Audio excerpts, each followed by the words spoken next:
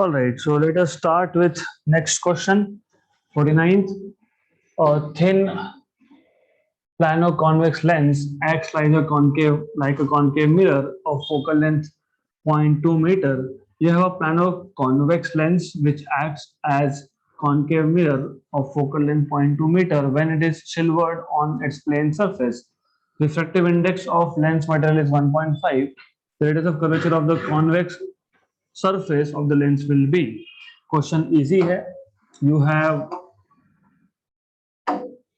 a plano convex lens, इसको आपने एक साइड पे सिल्वरिंग किया है, you are making it rough, तो this will be equal to, आपको याद होगा मैंने आपको बताया था जब आप सिल्वरिंग करते हो in that case what happens is it acts like a lens plus a mirror something like this. Okay, in this case 1 upon focal length of combination is equal to 2 upon focal length of lens plus 1 upon focal length of mirror. तो plus 1 upon focal length of mirror ऐसा होता है. और अगर आपको याद होगा focal length of mirror होता है infinity, तो 1 upon infinity is 0. तो basically you will have 1 by f equal to 2 by focal length of lens. Focal length of lens it is given to you, कितना बोला है 0.2 plus 1 by infinity, that is 0. So this is equal to what is, how much is this much? Focal length 0.2 meter,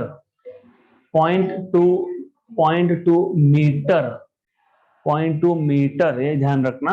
तो how much is metre in centimetre? 0.2 metre is how many centimetres? 20. तो 1/10. तो आपको मिल गया focal length of combination 1/10. Right. आपको क्या पूछा है? आपको पूछा है radius of curvature of convex surface. And by the way, क्योंकि यहाँ पे आपके पास आंसर भी मीटर में है तो कन्वर्ट नहीं भी करोगे तो कोई इशू नहीं है. You can just keep it in metre also, कोई इशू नहीं. It is simple. 0.2. Do you remember what is f? f का formula, f from here will be, this is 1 10. तो f इज 1/10, दैट इज 0.1 मीटर. ये आ गया correct. ये f किसका है? ये f plano convex lens which is silvered. आपको क्या पूछा है? Radius of curvature. How will you find out radius of curvature here?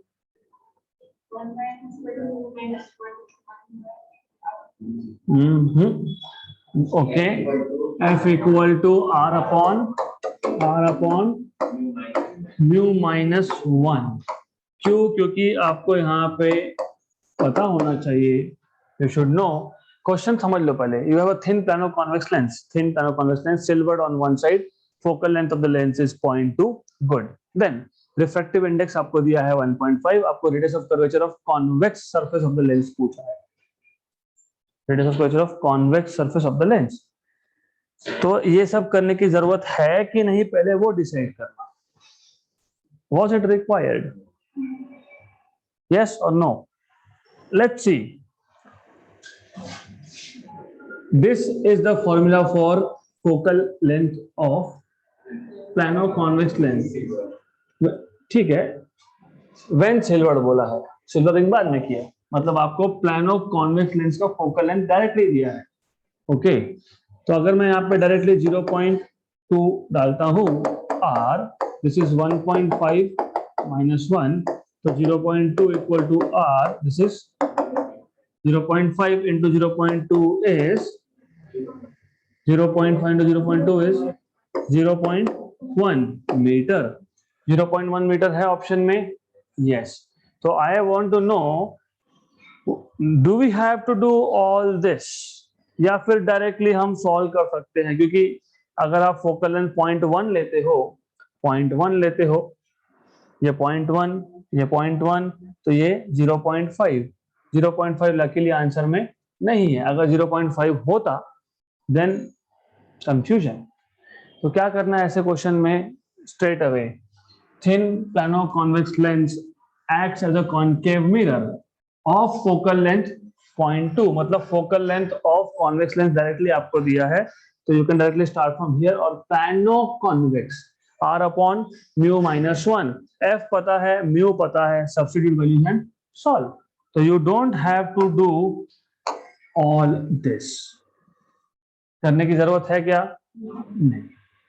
Sure? Yes. तो you will have your answer directly from here. Good, clear?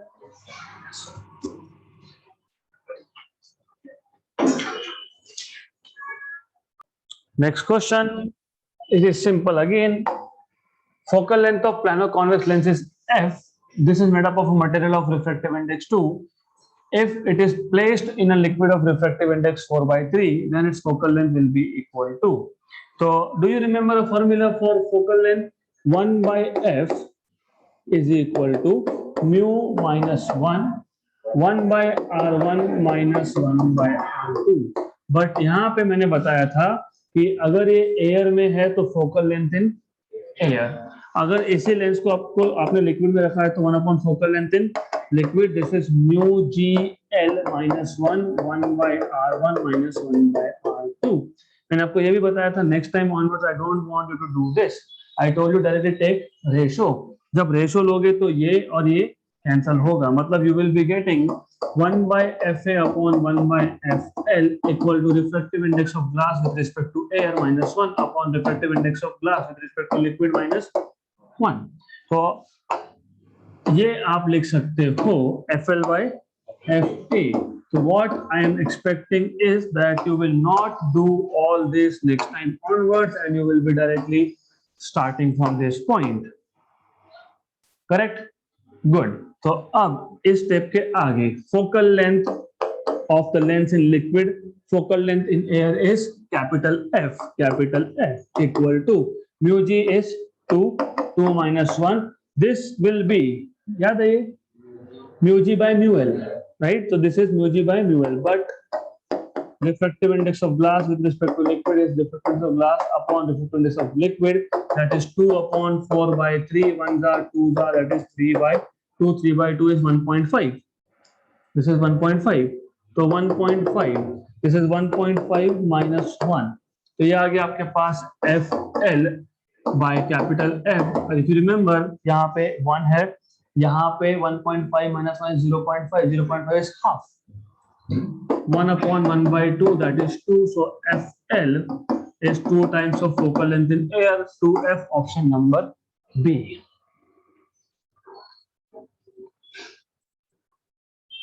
Next question, a convex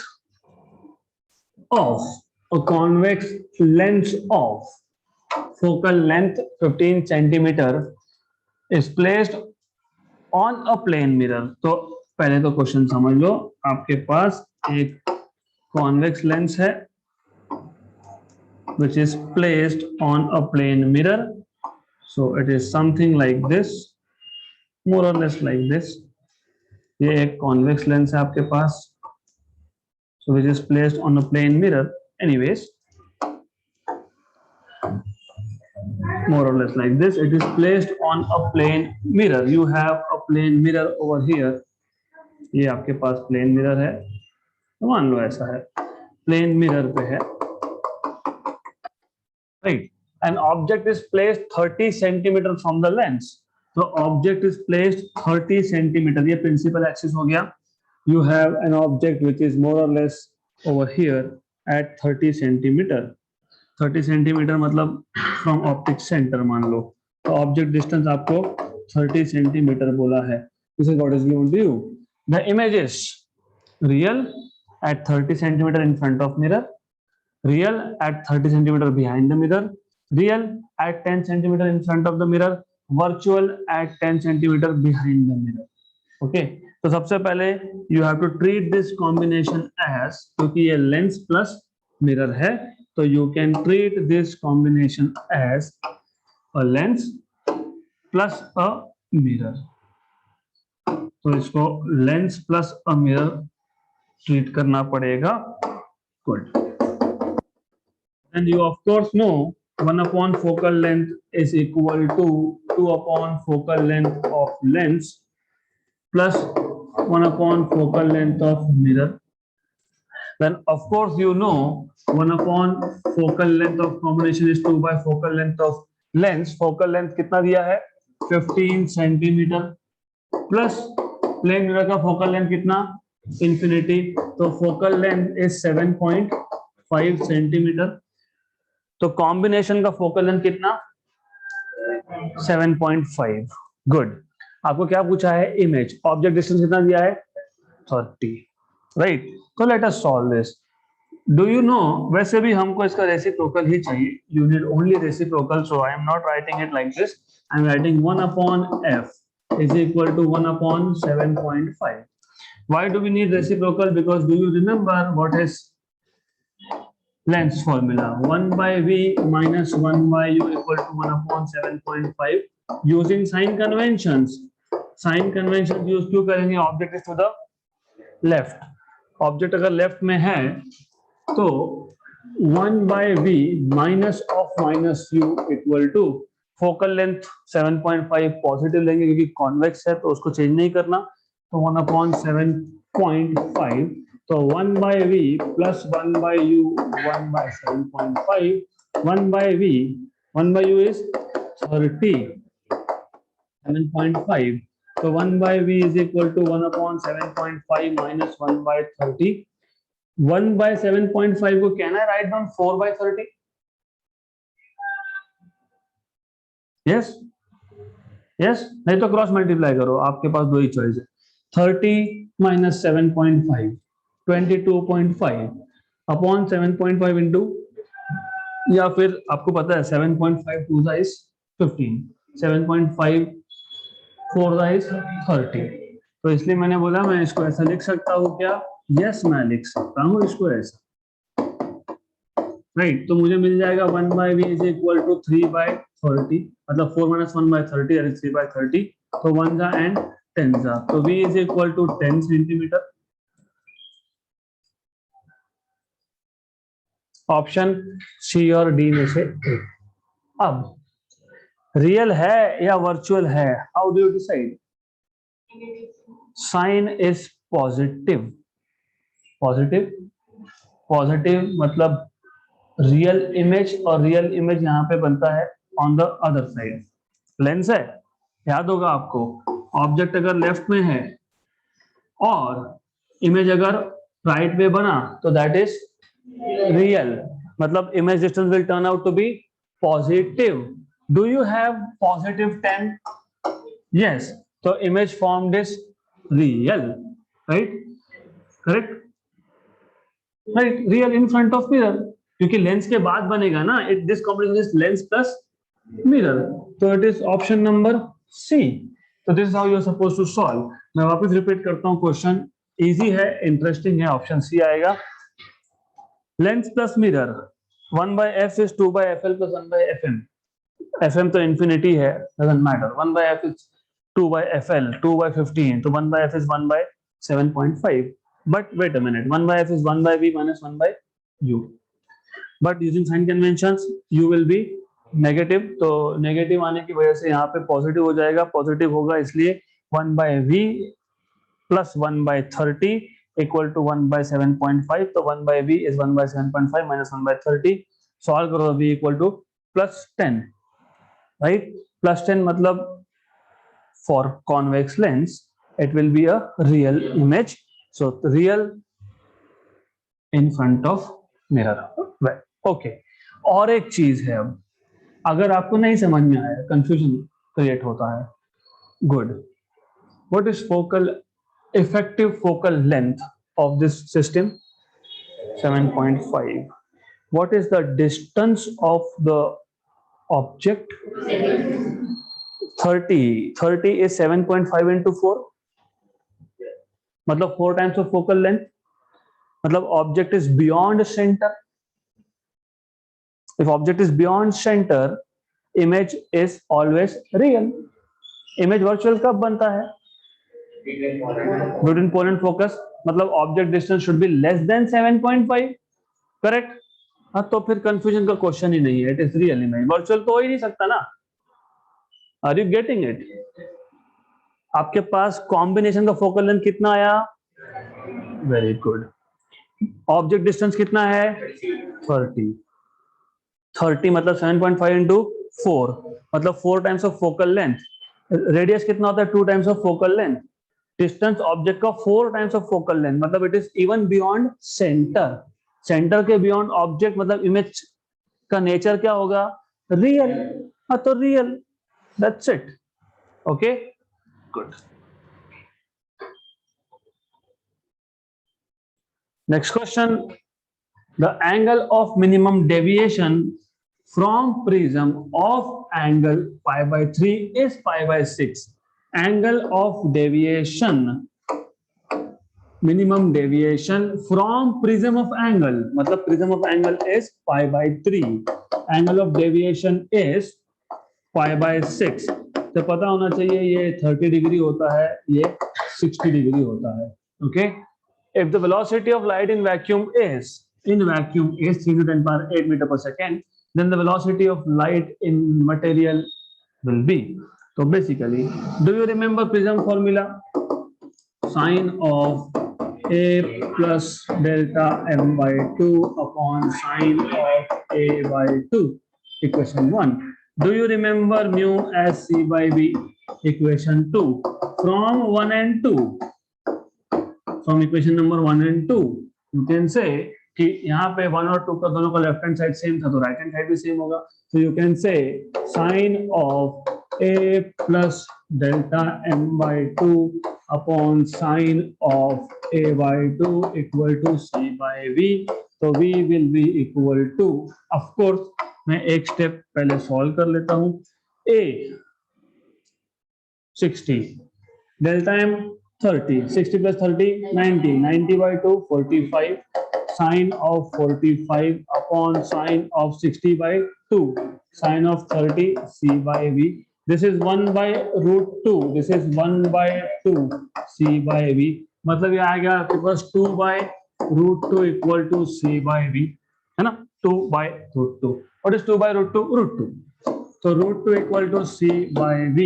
So V is equal to C by root 2. C is 3 into 10 power 8 by root 2. अब ऐसा दिया हो तो ठीक, नहीं तो calculate करो. नहीं दिया है तो कैलकुलेट करना पड़ेगा. इजी है. This is easy. 3 upon 1.414 into 10 power 8. Root 2 is 1.414. तो अभी क्या करेंगे? अब वो लॉग बुक का रेसिप्रोकल टेबल में 1.4 का रेसिप्रोकल ढूंढेंगे, फिर उसको 3 से मल्टीप्लाई करेंगे, फिर आंसर मिलेगा. लॉग बुक में मैथमेटिकल टेबल्स में रेसिप्रोकल टेबल में 1.414 का रेसिप्रोकल ढूंढेंगे, उसको 3 से मल्टीप्लाई करेंगे, इंटू 10⁸ करेंगे और फिर आंसर मिलेगा. Right? Right? Correct? Wrong. Why wrong? Logically, थोड़ा सा लॉजिकली सोचो. What is 3 by 1.5? 2. Very good. जैसे ही न्यूमरेटर का डिनोमिनेटर का नंबर छोटा होगा तो ओवरऑल नंबर बड़ा होता है. ये तो पता है ना. If number in the numerator increases तो overall fraction also increases. If the number in the denominator decreases then number increases. Clear? 3 upon 1.5 was 2. So 3 upon 1.4 will be slightly greater than 2.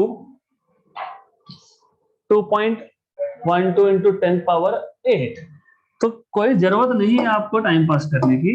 You will just have to do simple logic. 2.12 into 10 power 8 metre पर second. हो गया question खत्म. Next question. The apparent depth of a needle lying at the bottom of the tank, which is filled with water of refractive index 1.33 to height of 12.5 centimeter, is measured by a microscope to be 9.4 centimeter. if water is replaced by a liquid of refractive index 1.63 up to the same height, what distance would the microscope have to be moved to focus on the needle again? अच्छा question है, तो पहले question समझ लेते हैं. So according to the question, you have, let us say, a tank, vessel, container, whatever you want to call. इसमें आपने पहले एक लिक्विड मतलब वाटर फिल किया. तो let us say you had water here. So water here was filled up to a level of, आपको level बताया है कितना यहाँ पे, they are telling you this level is 12.5 centimeter. So earlier you filled it with 12.5 centimeter, मतलब real depth R is 12.5. तो in this case real depth R, मैं इसको R1 बोल देता हूँ, that is 12.5, you already know. So R1 is 12.5 centimeter. There was a needle at the bottom over here, मतलब real depth was 12.5 and the apparent height was measured to be 9.4 with the help of a microscope. So this apparent height over here, let us say A1, and A1 was measured to be 9.4 centimeter with the help of microscope. Refractive index in first case is 4/3, which is 1.33. आपको fraction में दिया है तो कोई बात नहीं. I will prefer to write as ratio. So I will be writing this as 4/3 only. मतलब आपको पता है 4/3 is 1.5, 1.33. So don't worry about this. अब in the second case, यहाँ से वाटर को निकाला, यहाँ पे दूसरा लिक्विड फिल किया. So let us put another liquid over here. So in this case, you are filling the liquid again up to the same height. मतलब real depth is again the same. So real depth over here R2 is again the same. That is 12.5. Right? Then, or refractive index mu2 is 1.63. 1.63, right? तो इस case में needle का real depth तो पता है. They are asking you what will be the apparent depth. तो what is A2? This is what you are supposed to find out, right? Correct? ऐसा पूछा है? नहीं. तो by the way, what they are asking you is, आप ये needle को देख रहे थे एक माइक्रोस्कोप से, राइट? तो पहले केस में under this condition real depth 12.5, apparent 9.4 was measured with the help of microscope. जैसे ही आपने लिक्विड चेंज किया तो माइक्रोस्कोप को आपको थोड़ा शिफ्ट करना पड़ेगा ऊपर या नीचे. That will depend, that we will see later. तो first thing is that microscope needs to be shifted up या down. It will depend on apparent. ये जो आपके पास एपरेंट डेप्थ है उस पर डिपेंड करेगा. तो it will depend on apparent depth of needle. Clear? मतलब आपको पहले क्या फाइंड करना पड़ेगा? Apparent depth of needle. In case 2, how do you find out apparent depth of needle? Do you remember refractive index was equal to real depth upon apparent depth. So mu2 equal to R2 or A2. So A2 is equal to R2 by mu2. R2 is nothing but 12.5. This is 1.63. So 12.5 upon 1.63 you have to calculate. So it turns out to be, I have already done calculation, so you should not waste your time calculating thing. So it turns out to be 7.5. कैसे? तो दो तरीके हैं. There are two ways of doing this. Number 1, reciprocal of 1.63 multiplied by 12.5. Number 2, थोड़ा सा numbers के बारे में पता होना चाहिए. How much is 5/3? 1 जा 1.6 more or less. तो 1.63 को मैं 5/3 मान सकता हूं. उसका advantage simple. If I write this as 12.5 upon 5/3. So as you can see, this is 1 za, this is 2.5, 2.5 और 3 ऊपर जाएगा तो 7.5, करेक्ट, क्लियर। अब पहले केस में एपरेंट डेप्थ कितना 9.4 और नीडल का शार्प इमेज बन रहा था, मतलब it was properly focused, right. दूसरे केस में क्योंकि लिक्विड चेंज किया तो एपरेंट डेप्थ चेंज हुआ, इसलिए फोकस करने के लिए आपको माइक्रोस्कोप को शिफ्ट करना पड़ेगा। माइक्रोस्कोप को कितना शिफ्ट करोगे, जितना एपरेंट हाइट में डिफरेंस आएगा। आउट ऑफ फोकस क्यों गया, because you changed liquid. What happened because of changing of liquid, apparent depth changed. इसका मतलब ये है that you have to shift microscope exactly by this amount. What is this amount, A1 minus A2। तो इसका मतलब ये भी होता है, पहले एपरेंट हाइट डेप्थ ज्यादा था, अभी एपरेंट डेप्थ कम है, good. So you have to basically shift the microscope, तो शिफ्ट और move, motion, displacement of microscope, तो shift in microscope has to be equal to कितना, A1 minus A2 कितना, 9.4 minus 7.5, 9.4 minus 7.5 is how much, 1.9, 1.9 मतलब 1.73। क्यों, क्योंकि मैंने यहाँ पे अप्रोक्सीमेशन किया है, एज यू ऑलरेडी नो। तो दिस इज 1.73। अगर आप एग्जैक्ट आंसर फाइंड करोगे तो, मैं क्वेश्चन को वापस रिपीट कर रहा हूं, क्वेश्चन समझना is much more important.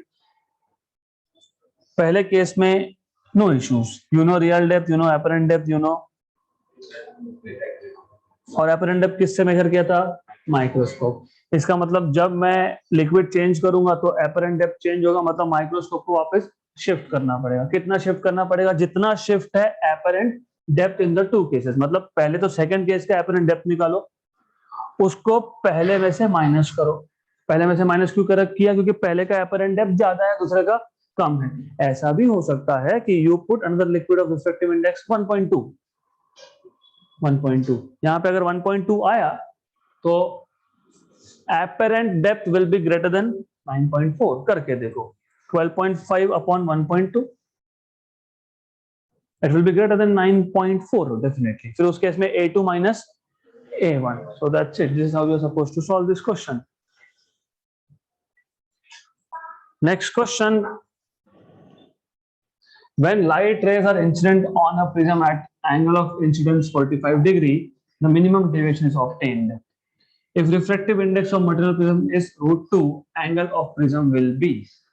So the first mistake that students do here is angle of prism, refractive of index of prism, minimum deviation. सीधा आते हैं mu equal to sine of A plus delta M by 2 upon sine of A by 2, right. फिर अच्छा A पूछा है, mu बताया है, delta M don't know, right, अटक गए यहाँ पे। This is the first mistake. Do you remember कि ये आप कैसे डिराइव करते हो, आप बोलते हो I plus E is equal to A plus delta, फिर आप बोलते हो at delta equal to delta M, angle of minimum deviation पे I इक्वल टू E, फिर आप लिखोगे 2I, I plus I equal to A plus delta M, I equal to A plus delta M by 2। मतलब ये I ही है, this is nothing but I। तो ये पहली common mistake, and then you and up in a loop of not getting answer. तो formula पे formula apply करेंगे, आंसर मिलता नहीं।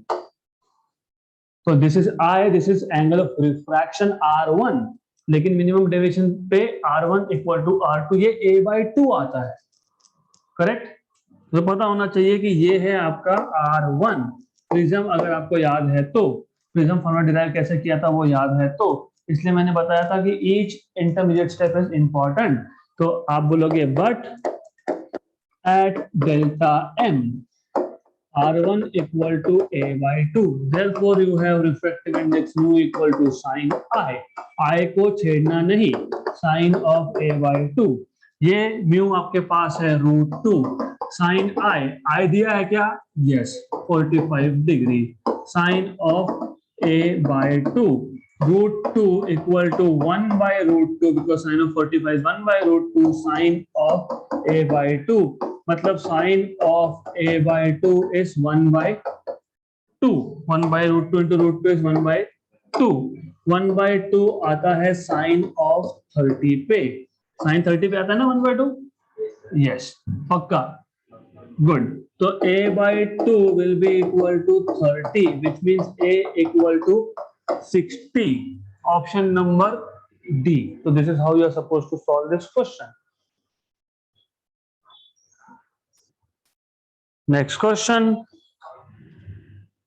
angle of minimum deviation for a prism of refractive index 1.5 is equal to angle of prism.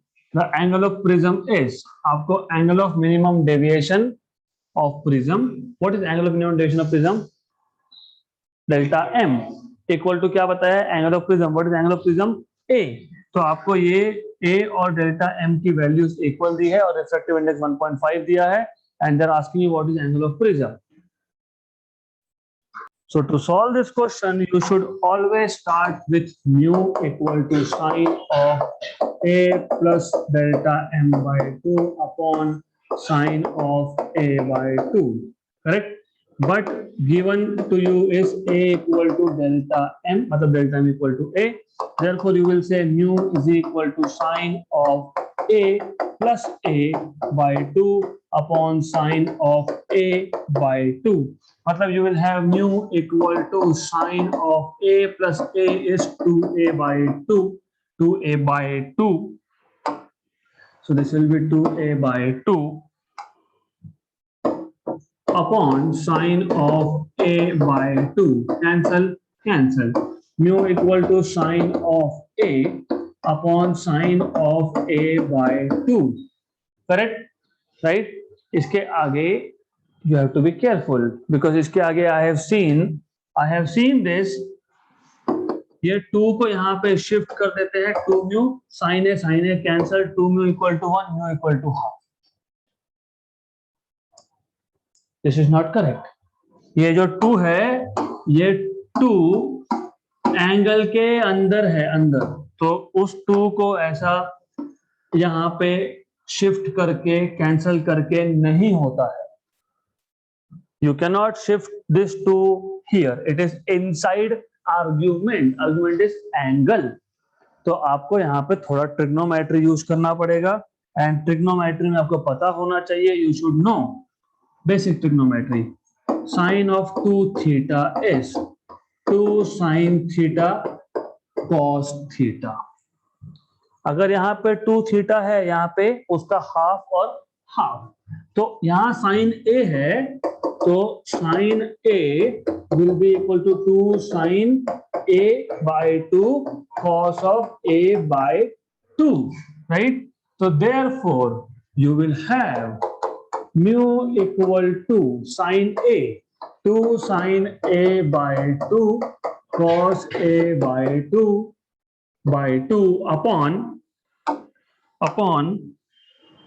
upon में क्या था? What was there in the denominator? What was there in the denominator? Sin of a by 2. तो ये sin a by 2, ये sin a by 2 आप cancel कर सकते हो, that is perfectly fine. Good. क्या बचा आपके पास? You have now mu equal to 2 cos of a by 2. मतलब mu by 2 equal to cos of a by 2. मतलब a by 2 is equal to cos inverse of mu by 2. मतलब a is equal to 2 cos inverse of mu by 2. मैंने जानबूझ के ऐसा लिखा है क्योंकि एक क्वेश्चन में फॉर्मूला डिराइव करने के लिए बोला है. What is mu? 1.5. 2 times of cos inverse of 1.5. What is 1.5? 3 by 2. 3 by 2 होता है ना? 3 by 2 by 2. 3 by 4. 3 by 2 by 2 is 3 by 4. Correct? What is 3 by 4? 0.75. Correct? मतलब बेसिकली आप ऐसा कर सकते हो यहां पे. What you have done is before taking cos inverse, okay, otherwise it is fine also. What is given to you? Cos 41 is 0.75. So this is 2 times of cos inverse of 0.75. But given to you is cos of 41 degrees is 0.75. मतलब 41 degrees is cos inverse of 0.75. मतलब ये value कितनी है? 41 degree. 41 degree into 2 कितना होता है? 82. तो 82 degrees should be your answer. Option number C. तो स्टार्ट फ्रॉम प्रिज्म फॉर्मूला. क्यों? क्योंकि म्यू की वैल्यू दी है. दूसरा, ए और डेल्टा एम का इंफॉर्मेशन है angle of deviation, minimum deviation delta and angle of prism are equal. तो put delta M equal to A, तो आपको मिल जाएगा sine of A plus A by two upon sine of A by two equal to mu. तो आपको मिल जाएगा mu as sine A upon sine of A by two. इसके बाद trigonometry. Sine of 2 theta is 2 sin theta cos theta. तो sine of A will be 2 sin a by 2 cos a by 2. भरोसा मत करो, चेक करो. Do you know what is sine 90? Yes, अगर a की value 90 हुई तो sine 90 is 1. Do you know what is sine of 45? 1 by root 2. If I put a as 90, 90 by 2 is sin 45 is cos of 45 is 1 by root 2 into 1 by root 2 is 1 by 2 multiplied by 2 is left hand side 1, right hand side 1. This equation is, this mathematical trigonometric identity is correct. Clear? तो ये sin a by 2 की जगह पे 2 sin a by 2 cos a by 2 substitute करोगे. sin a by 2 cancel out करोगे. Mu equal to 2 cos of a by 2 आएगा. तो mu by 2 is cos of a by 2. तो a by 2 is cos inverse of mu by 2. That is mu is 1.5. 1.5 is 3 by 2. 3 by 2 by 2 is 3 by 4. 3 by 4 is 0.75. Cos inverse of 0.75 is 41 degree. 41 into 2 is 82. Done. So this is it for today. We'll stop at this question.